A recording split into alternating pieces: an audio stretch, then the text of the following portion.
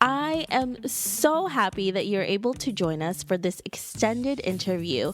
Make sure to visit theoffbeatlife.com. Again, that's theoffbeatlife.com to get more killer resources.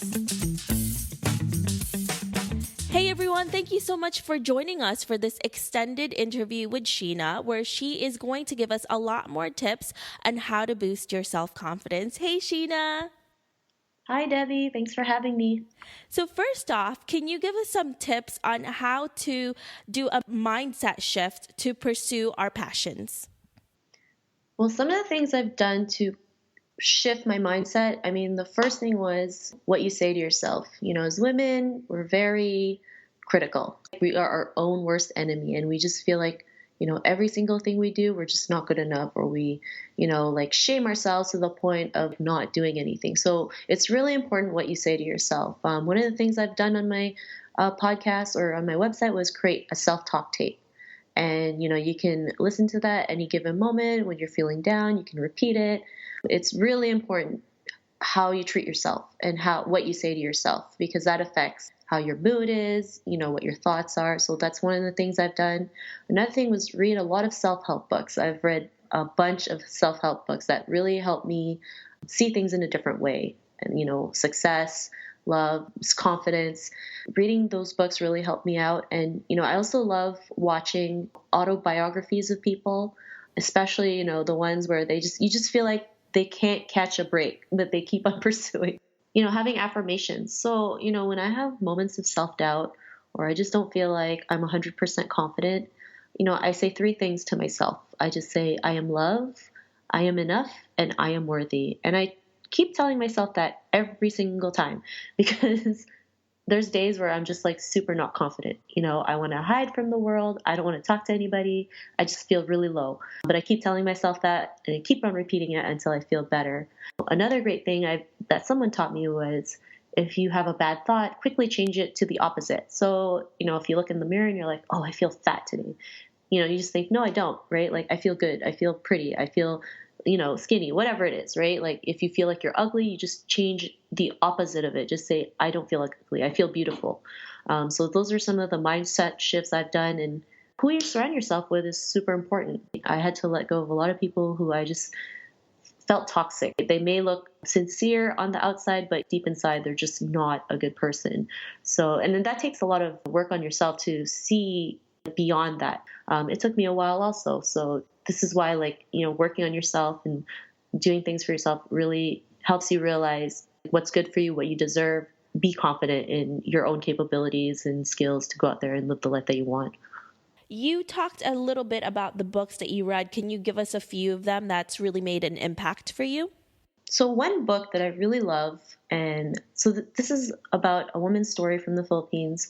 Her name is Tita Charo, but it's like her life story and it's about leadership. And it really helped me see things in a different way because, she's super successful even until now, but she had to go through so many obstacles. She had to bring up TV network who was in the bottom of the bottom to bring it up to number one, and just failure after failure. She just kept on going, and just her perception and her views on leadership and what you're supposed to be as a leader really aligns with what I see as a leader, because most people think, oh, as a leader, you're on top and people are going to follow you. But it's really you have a responsibility to create an impact and help people out there. You have to learn to serve versus having an ego trip. And another one, is how to win friends and influence people. I know some people might think it's cheesy, but it's a really good read.